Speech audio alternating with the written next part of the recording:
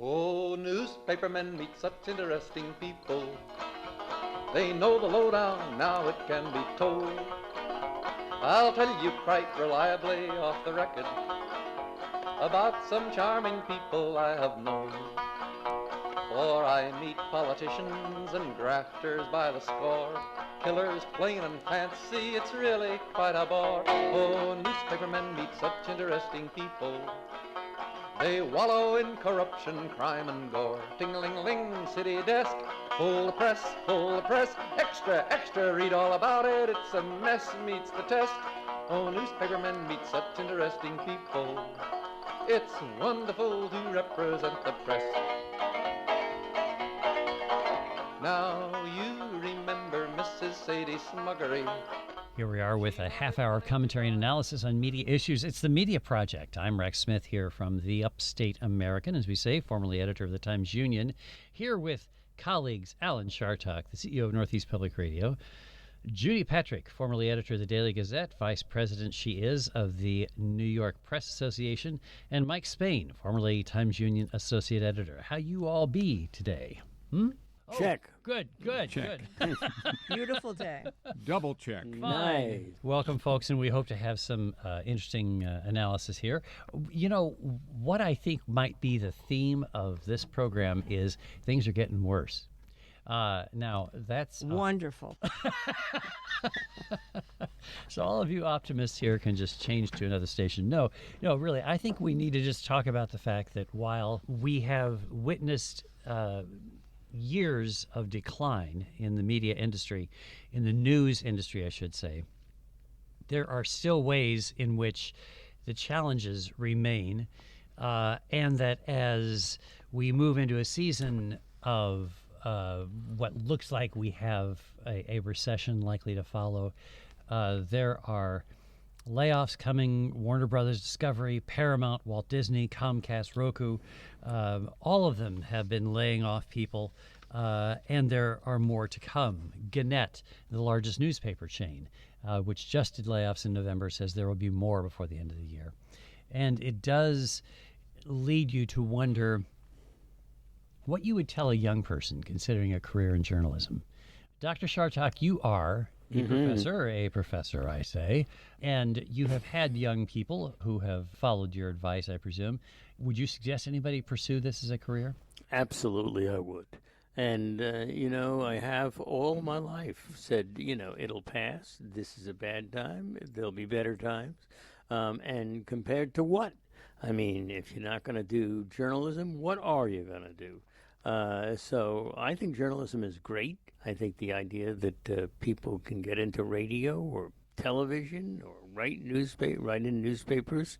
And Rex, I would throw it back to you and ask you, haven't you been pleased with the way you've been in your life? Yes. I mean, I actually feel the same way, and I also would say to young people who are thinking of pursuing studies in journalism that it's the skills you gain of analyzing material, of synthesizing, and of the writing skills, all of those things are a good reason to study the field. Wouldn't you say, Judy? I agree that I look back on what I've done with my life, and being in journalism was a good thing. But I just saw a ZipRecruiter survey. Journalism is the most regretted journalism career among U.S. graduates. The most regretted major, I think. Regretted, yeah. 87% of journalism majors surveyed in this poll regretted the choice of their major. They would have done something else if they only knew, and that is regrettable as well. It's very sad news. We are tough on our people, and a new generation of reporter journalists are not willing to work 7 days a week, 24 hours a day. I mean, as we come upon the holiday season, we know we all worked holidays, and young people today, they're saying, maybe I'm not going to work Christmas Eve or Christmas Day. Maybe I'm not going to work for such low pay that I have to drive the same car for 10 years. I think we need to do a better job of making our profession more palatable to a new generation. Indeed, it has great rewards. You can make a difference, but we need to really face up to the fact that our industry sometimes does not treat the people we rely on most, the content creators, better than we do. Mike Spain. Yeah, if a young person came to me and asked for advice, I'd say study journalism. I think the skills that you learn in journalism are applicable all over. You can apply it in business and industry and in your life. Learn to discern, learn to communicate better, and hopefully you'll turn it towards a career in journalism, because we definitely need bright young people into it.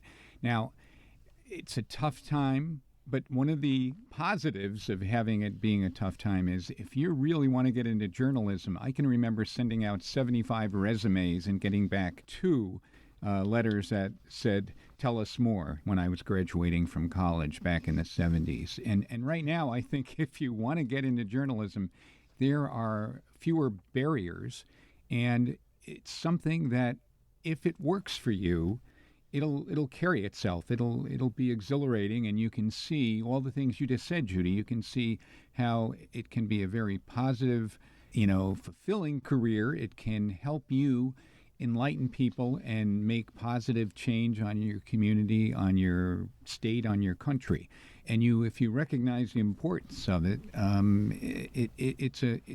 I always regarded it as public service, and I think it's even more that way now, because public service sometimes doesn't reward you individually unless you're part of a very small percentage that rises to the top economically. One of the things the small local newspapers that I deal with are struggling with right now are finding people willing to take open jobs, that they really have to look long and hard to find reporters and photographers and editors. Back in the day, they would advertise a position and you would get 20, 30, 40 resumes. Now they're lucky to get 1 or 2. They have to actively recruit.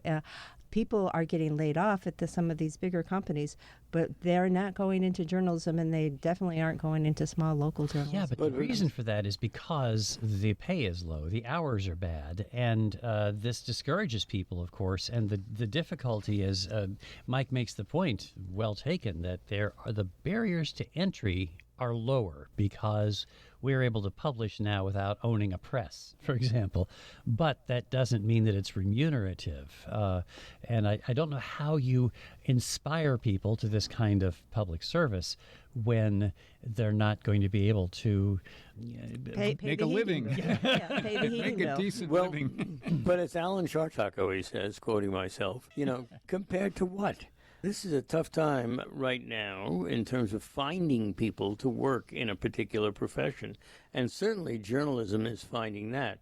We at WAMC, and we have a wonderful station, and I think we pay pretty well, have had our troubles finding people, for example, in the lower Hudson Valley to take on the job of being the correspondent from that region. So I do think it's something that is affecting everybody on all levels, in all jobs. A lot of these people are carrying tremendous student debt. $30,000 is the average debt that someone from New York graduates from college with, and they can't afford to take a job that pays essentially minimum wage. If they can make more at Walmart, it makes, it may be a far more boring job, but it makes some financial sense. We as an industry need to face up to that. But don't individuals, I know I'm going to get a lot of catcalls on this one, but don't individuals have a responsibility for finding work that makes sense, that they don't have to pay back on? I never had to pay back any money. I always worked real hard. Well, you went to college at a time when CUNY had no tuition. That was a different era, Alan. People graduate now with an average of $30,000 in student debt. So it's a little bit different from the dark ages, Yeah, sorry. A little bit different, yeah. But I don't think any of us, and maybe I speak for myself here, but you guys can chime in. I don't think any of our first jobs in journalism were lucrative by any means. $110 a week. I was That was $95 mine. a week. That was my and first there was pay. no mileage reimbursement at the time. I remember in my first job, I decided I'd go back to be a waitress for a little bit because it paid far better than my first reporting job. Yeah, you combine that reality today, and I think the equivalent is there today. It's a very low-paying entry-level job, with the changes in our culture where people don't want to work nights and weekends, and they look at their life more fully, in a sense, and their job is fit into their life. It isn't that their life completely surrenders to the job that they do. That kind of change and shift is really making it difficult for editors and news directors to fill openings. And we expect more of them. We want them to be on social media. We want them to take photos. We want them to do video. We expect them to cover, they may have had one beat 20 years ago, and now that same person is doing 5 or 6 different beats, and they probably feel they can't do an adequate job of any of them. So that's frustrating to young people and to old people as well. So what would you guys say? Somebody comes to you, let's say on Thanksgiving this year or next year, we're past already, and says, I want to go into journalism, Uncle Rex. What would you do? Where would you go? Where would you start? I think it's a great idea. I really do. I love the field of journalism. I think we need bright, capable people. I would urge them to major in something else. Get some background in a field so that you have strength from an issue standpoint, and maybe take some courses on the side so that you learn how to write. But a lot of journalism education needs to be done the same way that medical education is, and that is with, in effect, a residency. You learn by doing alongside people who are already practicing. So major in psychology or major in biology or whatever. Major in something that gives your brain some experience. Major in English, for heaven's sake, and read a lot and learn to write more in that also. But I do think that if in the field of journalism it's great. I also think that we are at a stage where the media ecosystem is trembling, and it is changing. Unfortunately, the change is taking longer. I remember saying 25 years ago, we're going through 10 years of transition. Well, yeah, that's right. It's a long time. I remember when you said it. Yeah. Oh boy. We were all looking for the new normal, and that never comes. It just consistently changes. And to look at the way that newsrooms have been gutted, it's unthinkable by the standard that we had 25 years ago. And the expectations, as you say, Judy, of a new reporter to know, social media, have skills in video and audio editing, and be able to basically present the story on several different platforms because that's where the audience is all over the place. There's a lot of technical skill there, and yet, Rex, I agree. I mean, when people, even in the past, when people would say, I'd like to get into journalism, should I go to that journalism school and major in journalism? I would say, get a good broad education, get a good liberal arts education, learn some science, and do a lot of writing. Get involved in the campus media, write a blog, whatever it is.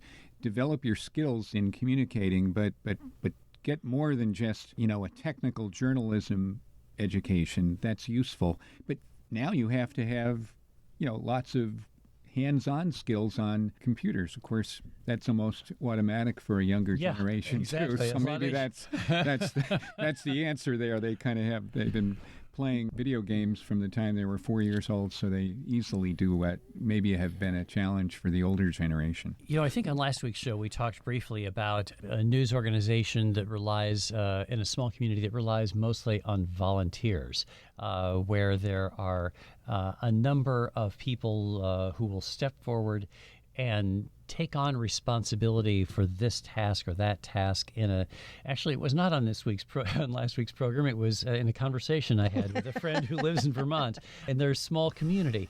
There is now a new online presence where the community has stepped forward, and a lot of retirees are engaged, as well as some young people who have some of these skills who will step in and do this task and that task to create something for the little local community. And I kind of wonder if we aren't getting to a stage where a lot of smaller entities will come along and pick up where commercial ventures have failed. That's a little bit of a tradition in the newspaper industry. If I remember back in my days when I worked at the Amsterdam Recorder, we had a series of correspondents who were out in the field, housewives, retirees, who would send in, long articles about what was happening in their community. We would pay them by the inch. We would have these long measuring sticks and Pica poles. Pica pole, and we would and it was a standard part. And these were very well read correspondence. The newspapers I deal with, we're talking now about ways to reinstitute this and to develop programs to fortify what these correspondents do, to give them some basic skills of how to go about the process of journalism. Now, there are perils to this. When I was the editor of the Record in Troy in the early 90s, we had about 15 correspondents who we would pay to go cover a town board meeting and so on. One of them, who had great capacity to get people to talk to her, was because she was the egg lady. She delivered eggs to people's homes. She had 8 or 10 children and was well known in the community, so people trusted her and liked her. The downside is that sometimes, apparently, I came to find out, during a town board meeting, the town supervisor would turn to her and say, Judy, this part's off the record. And she'd say, okay, and put down her notebook. So you have to get people a certain level of journalism skill because otherwise you're going to end up with only that which you're not going to have the watchdog role of journalism. It's a fine line to walk, I think. You know, when I started the Legislative Gazette newspaper, the idea was obviously to get people into journalism by just starting them out and saying, get going, get doing, and they did. It takes some real fortitude to be able to say, okay, I can do this job because people have been doing it differently for all these years. Well, wherever there is a gap, though, Alan, and perhaps at that time there was a gap on coverage of the legislature. You know, there was. Yeah. Wherever there's a gap, something will emerge. If it's not the local newspaper or the local media stepping in to cover a area that has not received attention and coverage, the community will step forward. They might just start putting out a newsletter online. They might have a website where people can go. Facebook has filled that gap. Nextdoor, a website called Nextdoor, has filled a gap all over the country. People want to know what that building is that's being built down at the corner. Or people, if they hear about a burglary in their neighborhood, they want to have a way they can go and tell their neighbors to lock their doors and lock their cars. And if the newspaper can't fill that role, it's going to get filled.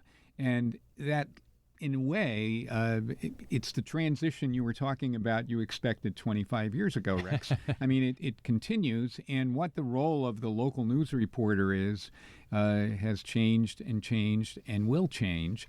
And if you educate yourself, you're a young person and you get a broad education, you should be able to adapt your skills of discernment, of analysis, of language, of communication, and you should still be able to succeed in whatever model emerges.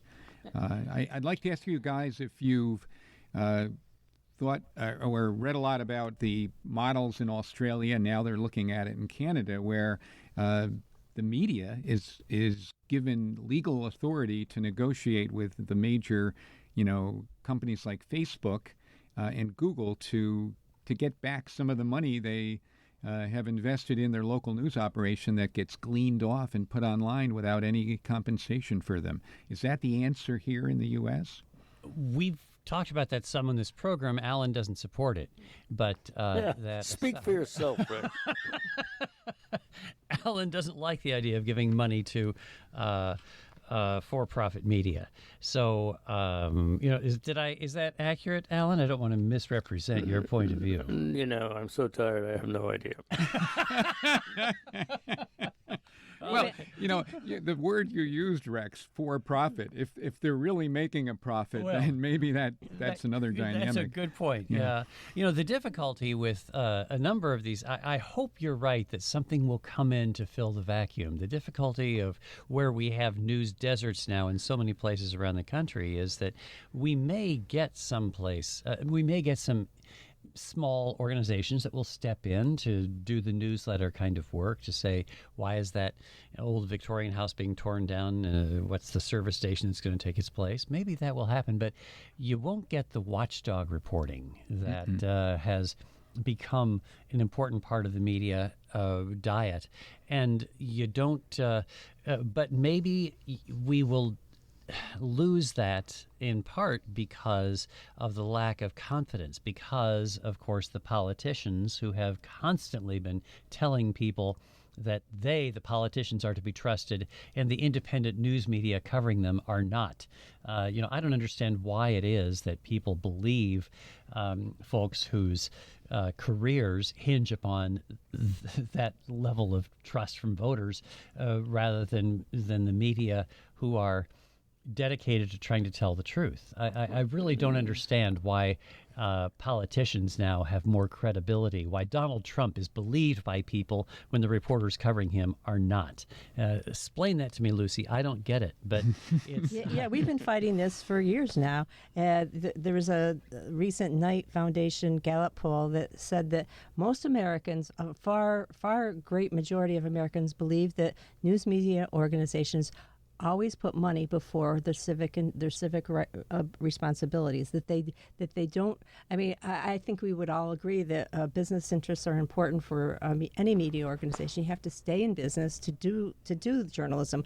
But these poll results indicate that Americans cynically believe that we just care about money. And how can you counteract that? Well, to some extent, it's borne out by the truth. I mean, certain news media organizations like Fox News find that if they anger people and they're outrageous, I mean, it's not the first time somebody realized sensationalism sells papers. There's some unethical journalism going on, but by and large, that is. There are hardworking journalists and have been, and they're devoted to telling the truth the best they can, and somehow that has been tarnished terribly in the last 10 years, and people's faith in journalism has dropped, as you've noted, and that makes it a huge climb to get back that credibility. If I had a nickel for every time someone said, "Oh, you're just writing that story to sell papers," I can tell you from a newspaper's perspective, a sensational story on the front page really does not increase newsstand sales. Never has, never will. Nope. You can't. People don't understand that it is the record of credibility established over a long period of time that ultimately sustains a marketplace. It isn't a single story might excite people, but it doesn't sell a newspaper. And I presume it wouldn't market WAMC. It's not just for-profits, it's the not-for-profits too. And I've never known a reporter, the rank-and-file people who go out and get the stories and produce them, I've never known one who was out to try to make a buck for the company or who thought about... Yeah, I have not either. Never once. That's a hilarious concept. The whole question to me is, do we have the right kinds of models that excite young people, for example, to go into journalism? That's an interesting point, Alan. What do you mean? Say a little bit more about the question. Superman. In other words, the Daily Planet, you had Clark Kent, you had Perry White. These were people who... Lois Lane. Lois Lane, of course, that's right. Don't call me Chief. Sorry. Don't call me Chief. Right. That's right. And we have had a lot of models that meant something to young people. I don't know whether we still have them. Well, they're there. I think the movie Spotlight a few years ago inspired a lot of people into, considering a career where they can correct a long-term, grotesque error in society by exposing it. There's a new movie out about, the Harvey Weinstein, the whole issue of exposing Harvey Weinstein and the way that people protected him and that ended up bringing him down and basically began the Me Too movement. So I think people can be inspired. There's plenty of good stories, but it takes more than that. It takes stability. It takes some level of assurance that you can have food on your table and gas in your car. Yeah. I think that's true. And of course, there is financial reward for people who turn into television news stars. So that's, I guess, something that is out there for people to look at, but it isn't in the day-to-day, hour-to-hour work of journalism, the slogging through the town hall work and covering the local stuff. That is where it's hard to find people who are willing to commit to that kind of work. But there are moments when you say stop the presses, and there are moments when something dramatic happens, or when you have a big breakthrough on a really important story, and it does, get your adrenaline flowing, and you see the paper comes out, and people call you, and something you've written makes a difference. And there are not a lot of professions where that happens. I mean, there are others, but I mean, this is something that you're an important part of our democratic system, and I maybe we need to make that point louder and stronger across what we do. On that point, we're going to have to say that is all we have time for, Judy. No, we just got started. Well, I'm sure you'll have some more opportunities to talk, Alan. Yuck, yuck, yuck. We do appreciate it. Alan Chartock, Judy Patrick, Mike Spain, and I'm Rex Smith. With thanks to our producer, David Gustina, and to you folks for joining us once again this week on The Media Project. Interesting people. They used to work like hell just for romance. But finally, the movies notwithstanding, they all got tired of patches on their pants. They organized a union to get a living wage. They joined with other actors upon a living stage. Now newspapermen are such interesting people. When they know they've got a people's fight to wage. Ting-a-ling-a-ling, newspaper guild, got a free new world to build. Meet the people, that's a thrill, all together fits the bill. Oh, newspapermen are such interesting people. It's wonderful to represent the guild. Now publishers are such interesting people. Their policy's an acrobatic thing. They claim to represent the common people. It's funny, Wall Street never has complained. Ah, but publishers have worries, for publishers must go to working folks for readers and to big shots for their dough. Now publishers are such interesting people. It could be prostitution, I don't know. Ting-a-ling-a-ling, circulation, ting-a-ling-a-ling, advertising, get those readers, get that payoff. What a headache, what a mess. Oh, publishers are such interesting people. Let's give 3 cheers for freedom of the press.